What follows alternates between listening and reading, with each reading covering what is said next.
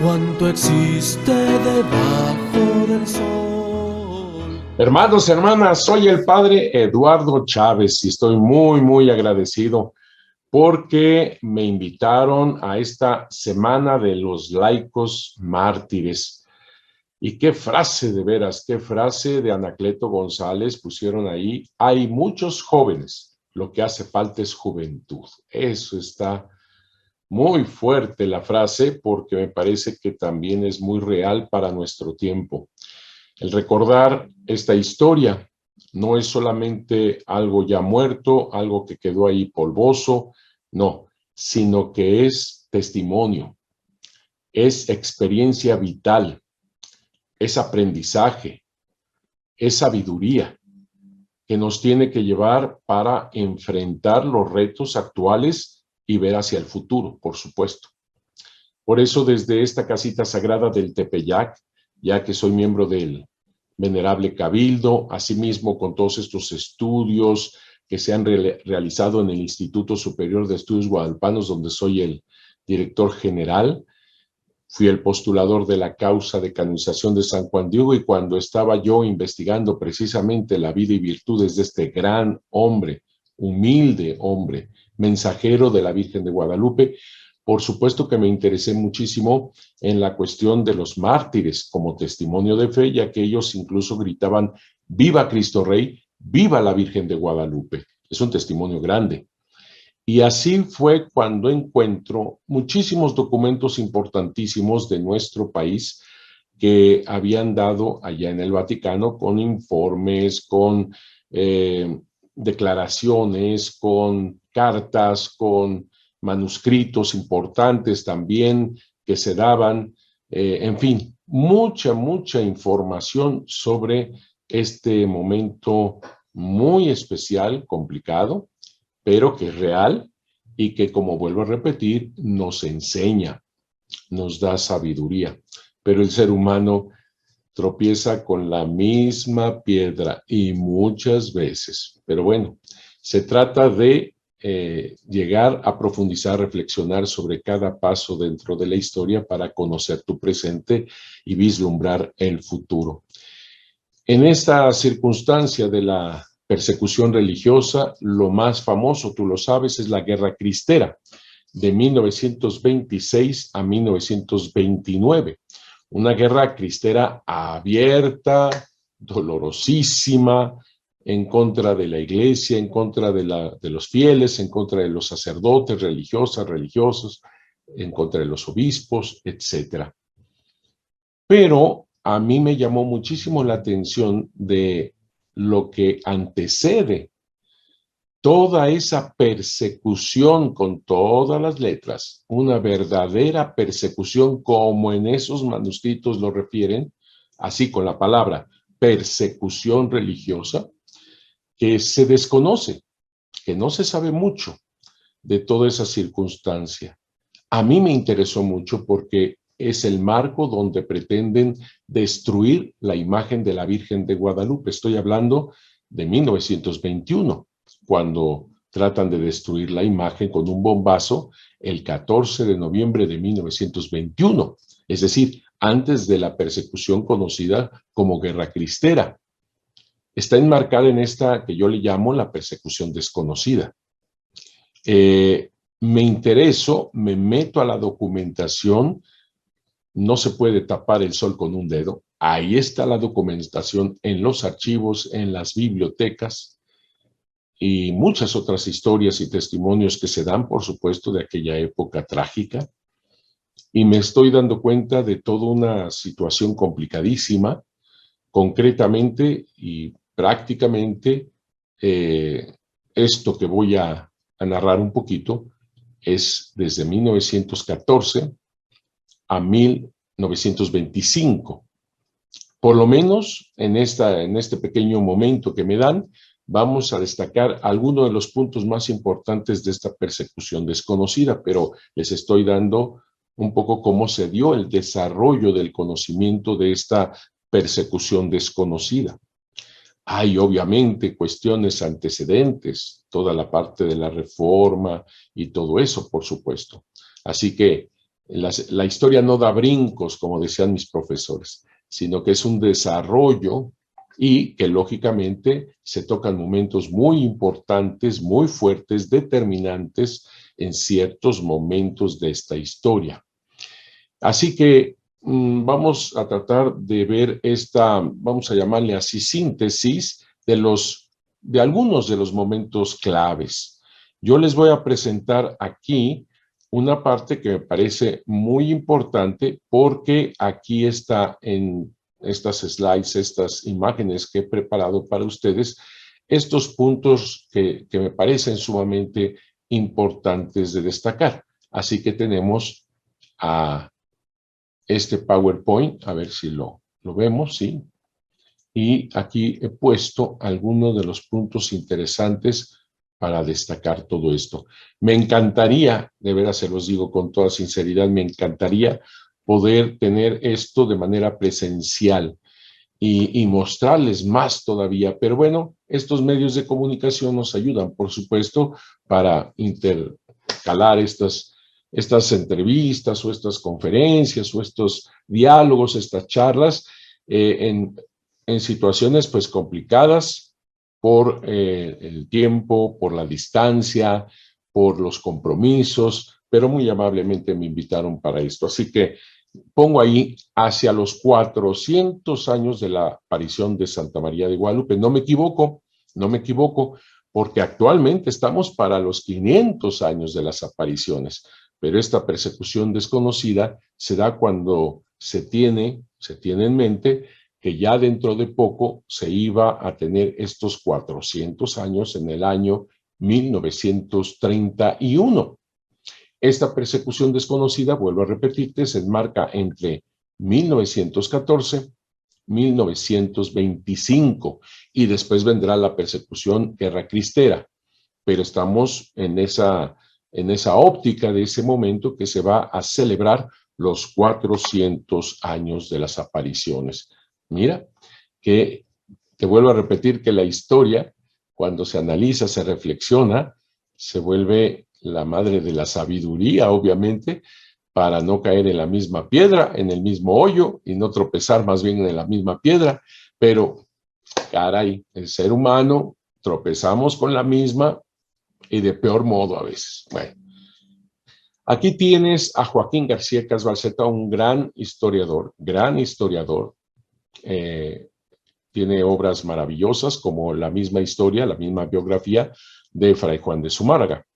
Sin embargo, cuando se está vislumbrando tener documentación, escribir historias sobre la Virgen de Guadalupe, sus apariciones, él aquí hace una carta al obispo, quien le pide su opinión, en donde tiene 70 postulados en contra de la Virgen de Guadalupe.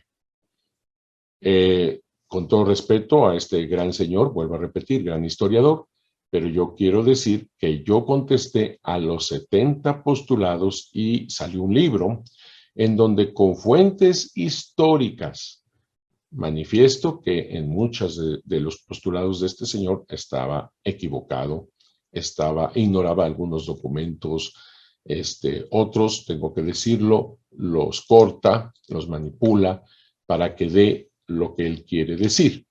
Todo esto ya se vio en su momento. Estoy hablando de 1883. Tengo que remontarme allá para comprender esta persecución desconocida. Esos argumentos actualmente los esgrimen algunos historiadores actualmente que no se meten a la documentación de archivo, la documentación original y simplemente se mueven porque ya lo dijo Joaquín García Casbalceta, está dicho todo, basta, o lo escuché en tal parte o lo leí en tal parte, pero no lo leyeron directamente en los documentos. Eso es muy importante para poder tener más claridad, obviamente, las fuentes históricas y su convergencia. El libro que yo tengo para contestar cada uno de estos postulados, por supuesto que está en fuentes históricas y no sabes cómo me ayudó estos postulados de Joaquín García Casbalceta para encontrar más claramente la verdad de las apariciones de la Virgen de Guadalupe, pero en ese momento fue esto. atacando a la Virgen de Guadalupe desde el aspecto histórico. Luego viene este gran señor, José Antonio Plancarte y Labastida. Él estuvo en la remodelación de la antigua Basílica de Guadalupe, pues se iba a coronar la imagen de la, pontificiamente, la imagen de la portentosa de la Virgen de Guadalupe, este gran señor. Este gran señor lo organizó todo, con el episcopado, por supuesto, el episcopado mexicano, cuando después este señor es abad de la Basílica, en 1895. ¿Por qué saco a colación también esta fecha que es anterior? Porque es el momento en el cual vienen muchos obispos de toda América, incluyendo Estados Unidos, y vieron a la Virgen de Guadalupe, supieron de su mensaje y se enamoraron de la Virgen de Guadalupe los obispos.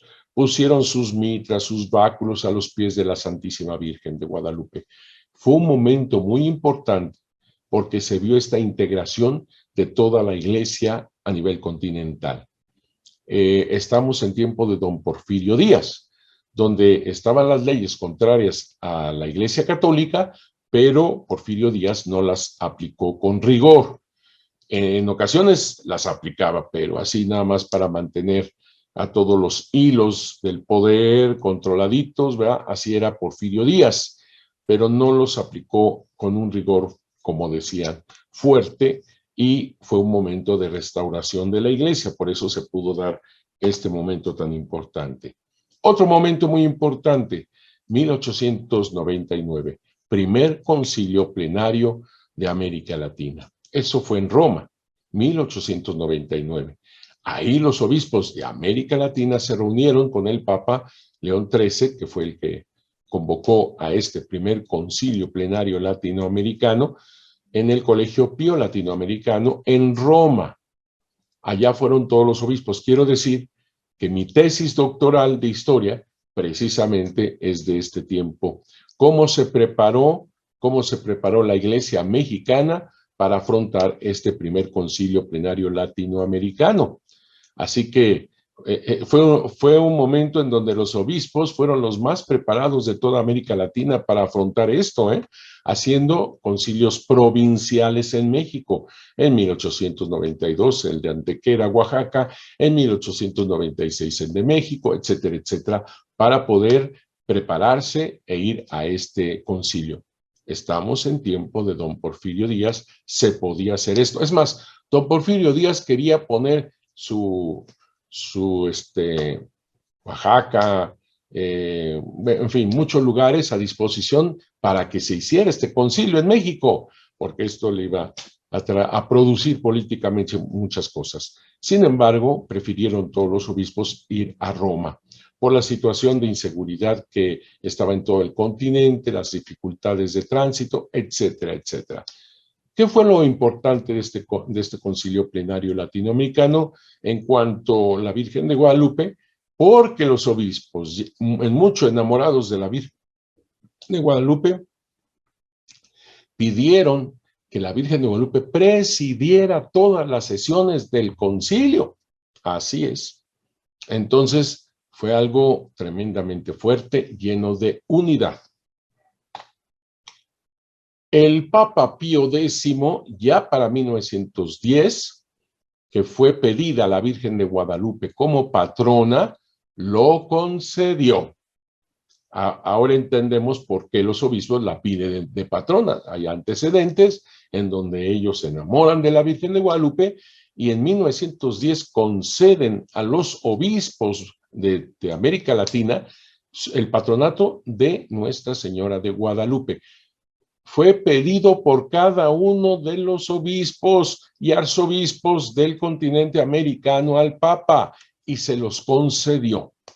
No somos los mexicanos quienes tratamos de que la Virgen de Guadalupe sea patrona de todos lados, sino que son los obispos de cada diócesis que lo pidió al Papa y el Papa lo concedió, así que es patrona, la Virgen de Guadalupe es patrona en 1910 de todo el continente americano. Pero en 1910, tú sabes, aquí en México se vive la revolución.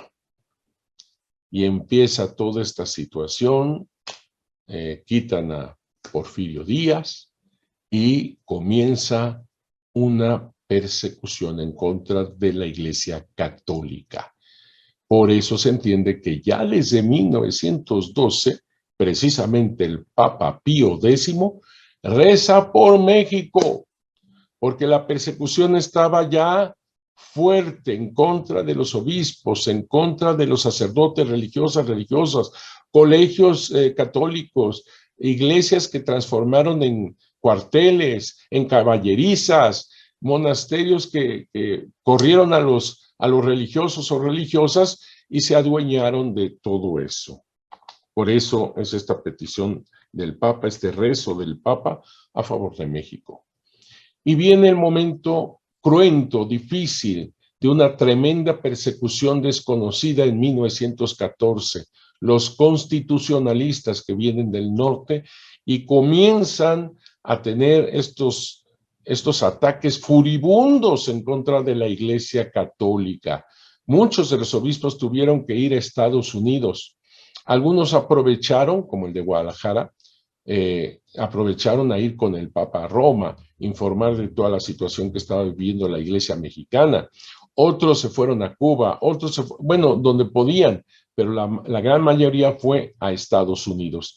Gracias, lo voy a decir claro, a laicos como los Caballeros de Colón, quienes también tuvieron aquí en México presencia y quienes tienen mártires, tenemos mártires mexicanos, Caballeros de Colón, que dieron su vida por Cristo Rey y la Virgen de Guadalupe en el momento más sanguinario, más terrible en contra de la Iglesia Católica. Sí hay sacerdotes y laicos, sí hay sacerdotes y laicos pertenecientes a los Caballeros de Colón.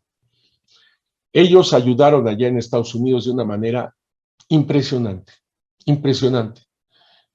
Como podían, los Caballeros de Colón es un grupo católico laical, pero fundado por un sacerdote, Michael McGivney, de origen irlandés, en Connecticut, allá en New Haven, y comenzó este grupo de hombres católicos y que ayudaban tremendamente entre ellos, se ayudaban y ayudaban a la Iglesia Católica. Te digo que era de origen irlandés, que son católicos, y entonces ayudaron a sus hermanos mexicanos católicos, recibiendo a los obispos, recibiendo sacerdotes, seminaristas, religiosas, como podían.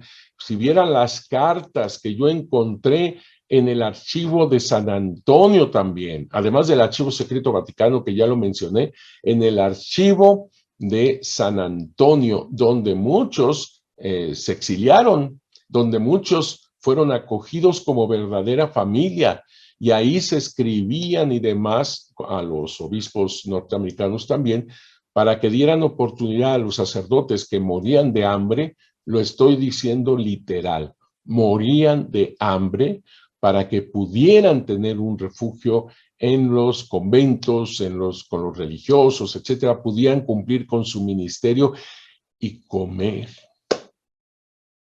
Y comer. Así de dramático y de triste estaba la situación.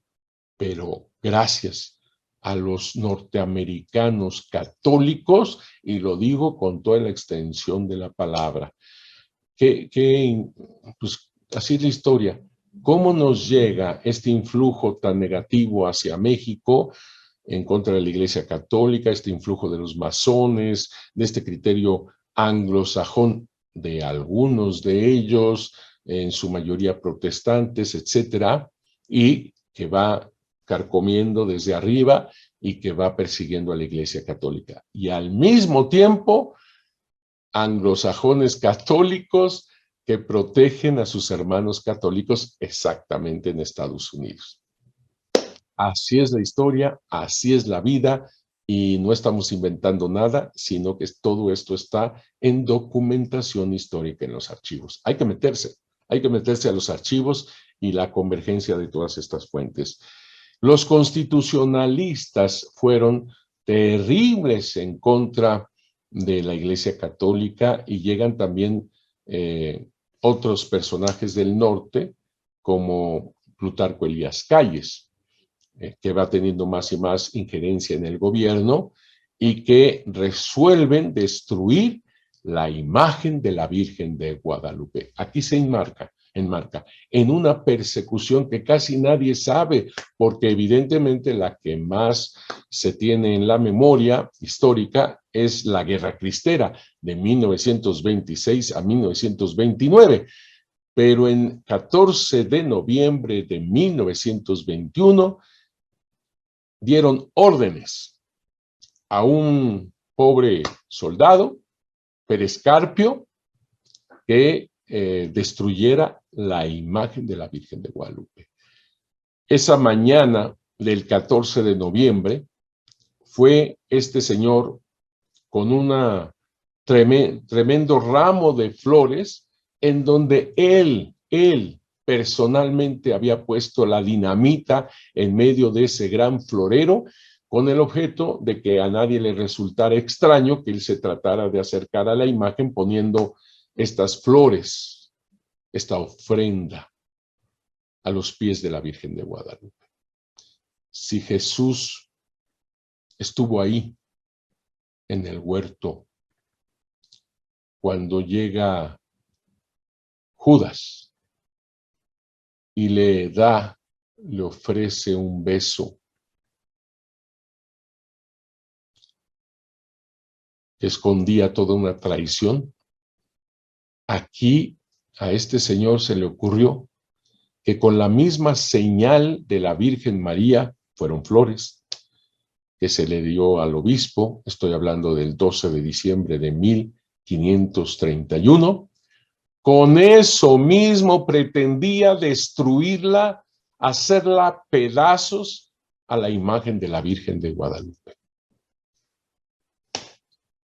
Yo nada más me pongo, pues sí, reflexiones en todo esto, porque ¿por qué pretendían destruir una delicada imagen en una tilma de Juan Diego? Imagínate, de 400 años, lo delicado de eso.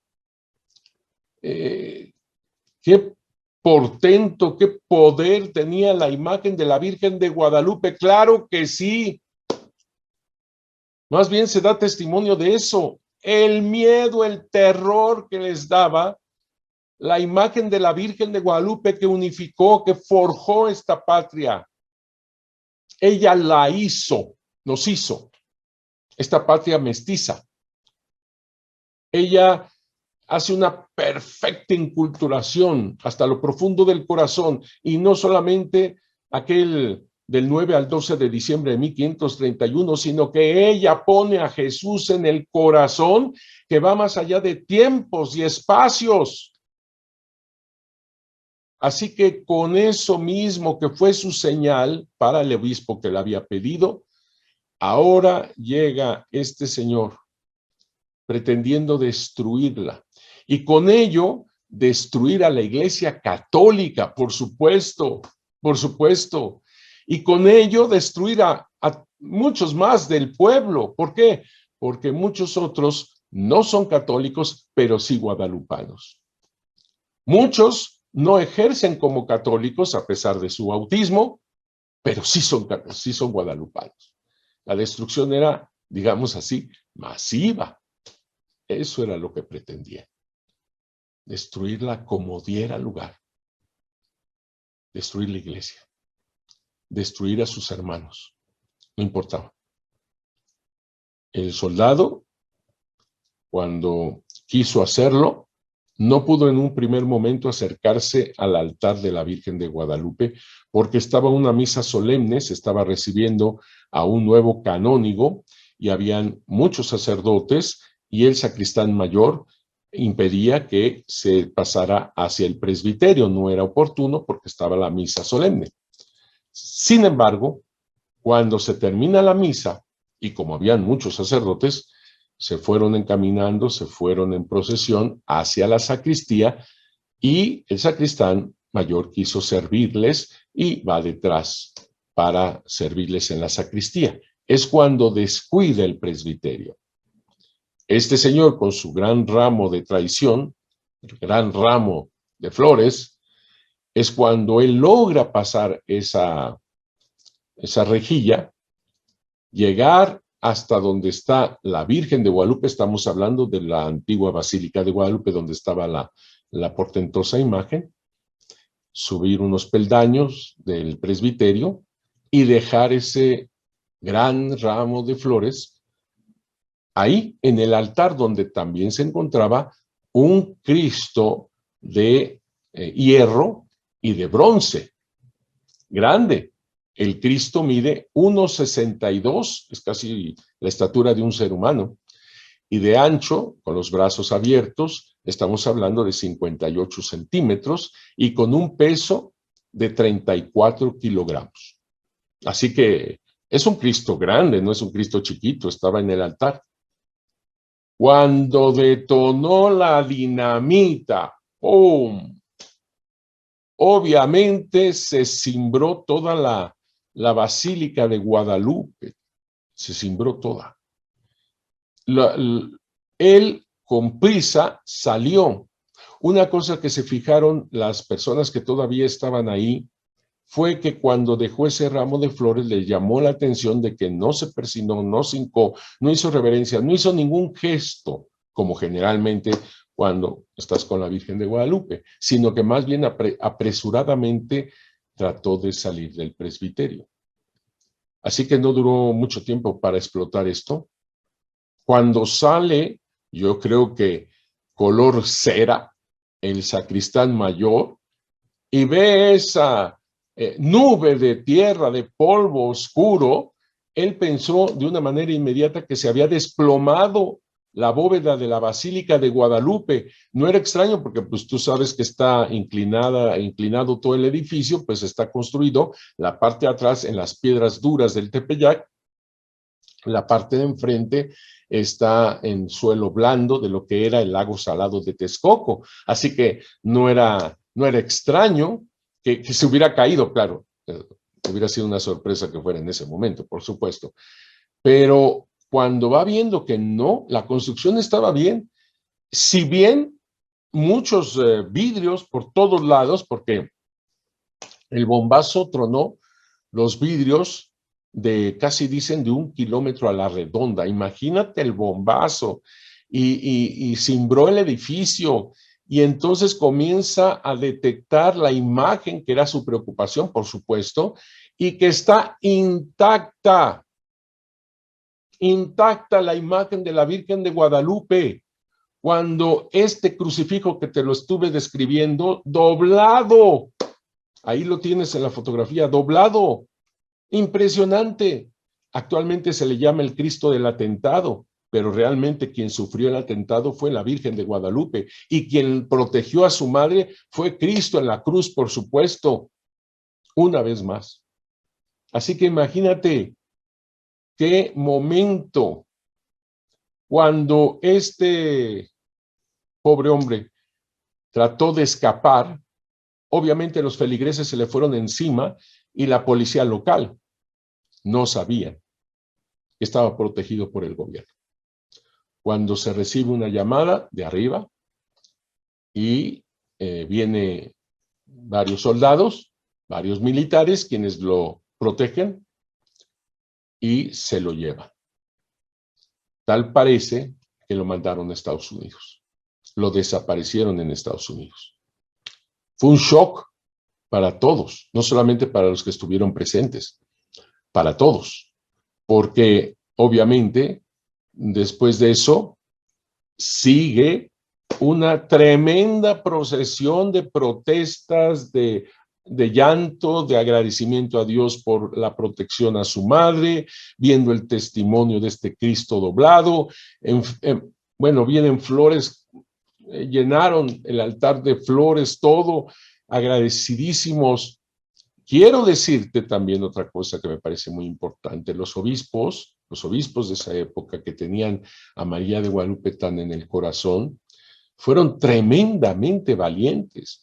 Realmente tuvieron que salir, más bien los expulsaron, ¿verdad?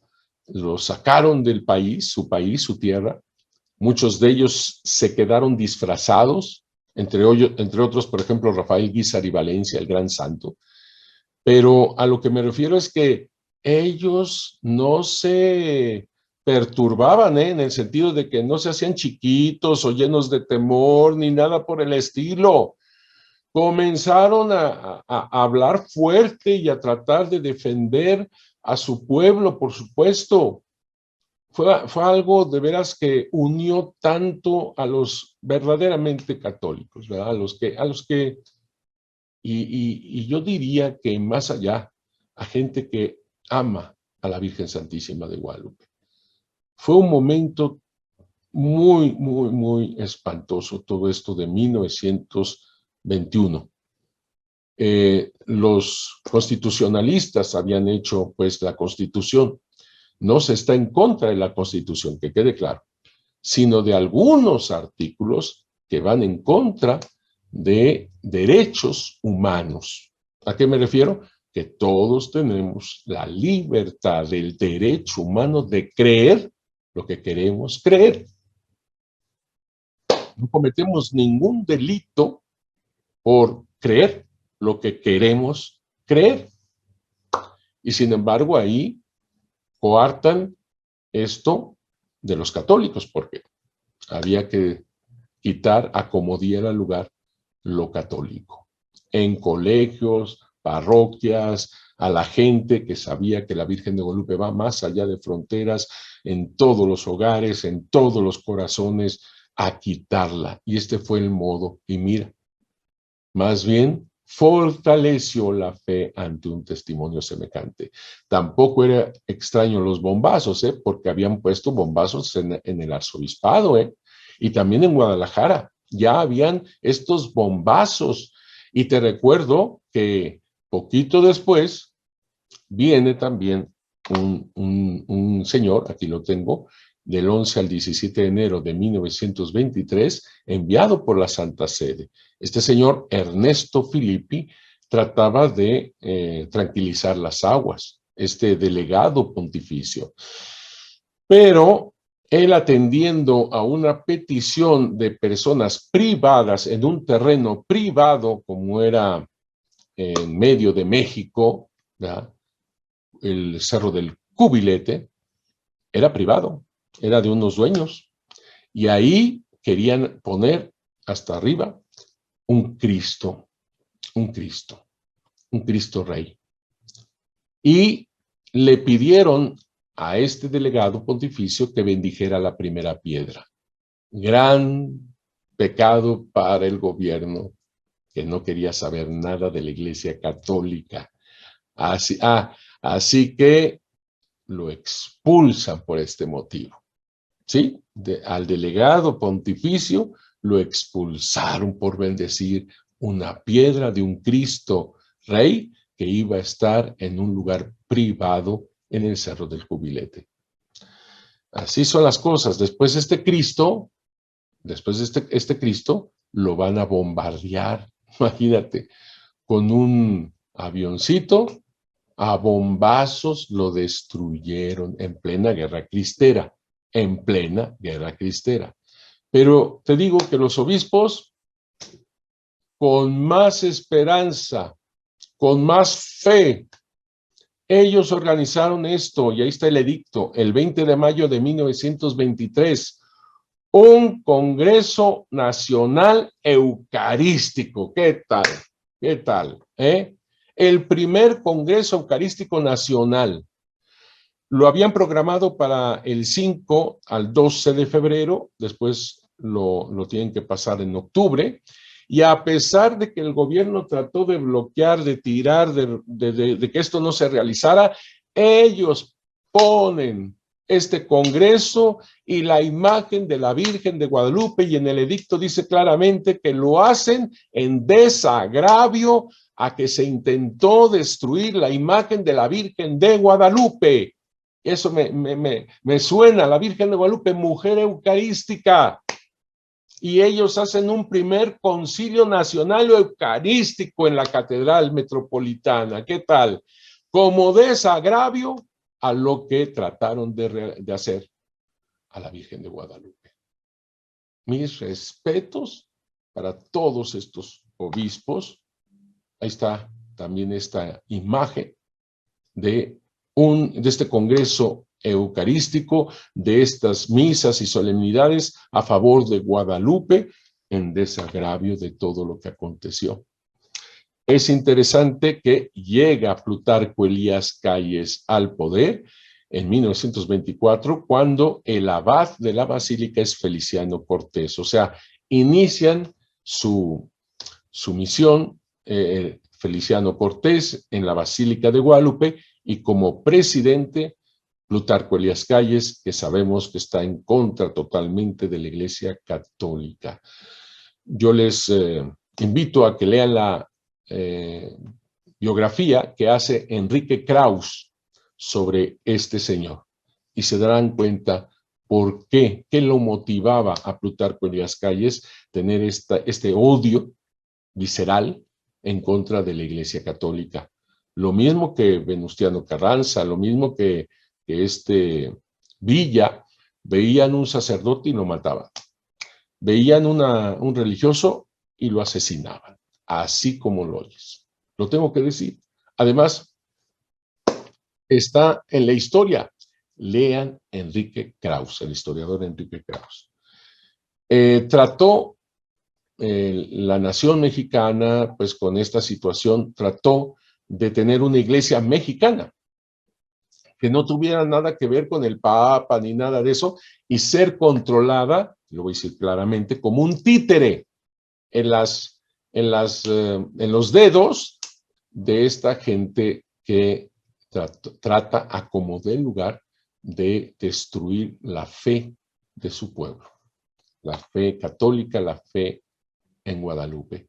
Y te dije que ya en plena guerra cristera, que va más allá de lo que vamos a platicar, pero para terminar, digamos, lo que se comenzó en 1923 es este bombazo en 1928, en plena guerra cristera.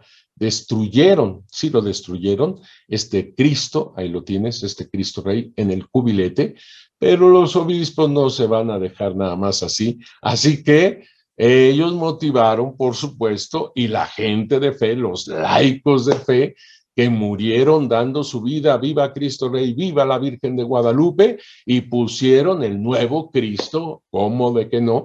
Ahí en ese lugar también tienen los vestigios de lo que quedó, hecho pedazos este Cristo, pero nunca va a poderse hacer pedazos en el corazón humano, mucho menos la Virgen Santísima de Guadalupe. Así que esta guerra cristera es de 1926 a 1929, a 400 años de las apariciones de Santa María de Guadalupe. Echamos un vistazo hacia puntos interesantes, importantes, una persecución desconocida que después fue cruelmente abierta, como tú sabes, y no se terminó en 1929, sino que ahí comenzó otra guerra desconocida, terrible, que ya no la afronto en este momento, pero realmente fue hasta 1945 más o menos, cuando ya se logra más o menos esa paz y se puede caminar más o menos. Así que nuestro pueblo ha vivido situaciones complicadas, y yo creo que este es uno de los puntos que también atrajo al Papa Juan Pablo II, porque él vivió temas más o menos parecidos, persecuciones, exilios, cosas espantosas. Él sabía, él sabe, ahí en el cielo, lo que sufrió nuestra gente, pero que estos retos delante ayudan para profundizar nuestra fe.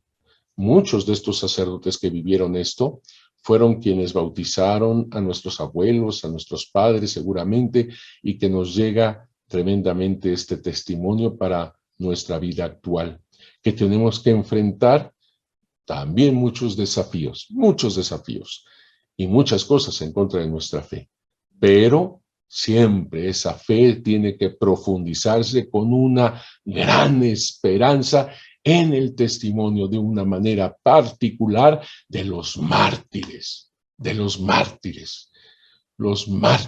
los laicos. Y cómo no tener en la mente a José Sánchez del Río, un jovencito, 14 años, y nos da una muestra de lo que significa una esperanza viva de fe para vivir el amor. Que Dios nos ilumine, que Dios nos ayude, que Santa María de Guadalupe nos siga fortificando en esta fe y esperanza para que se viva el verdadero amor que tanto anhela nuestro corazón, que se terminen ya estas violencias, secuestros, crímenes, estos carteles matándose y matando gente inocente, que se termine toda esta ansia de tomar el poder para destruir a los demás, no más de eso. Y cada uno de nosotros podemos hacer esa persona, ese José Sánchez del Río, que vive en el corazón esta fe, que es un don de parte de Dios, pero que nosotros tenemos que desarrollar con gran esperanza. El amor se puede vivir de la mano de Santa María de Guadalupe, aquella que no fue hecha pedazos por un bombazo, pero que nosotros la podemos descartar de nuestro corazón. Ella quiere estar siempre con nosotros. Ella quiere una casita sagrada, familia, iglesia, donde el amor, donde Jesús es el centro. ¡Viva Cristo Rey! ¡Viva la Virgen de Guadalupe! Que Dios nos bendiga mucho.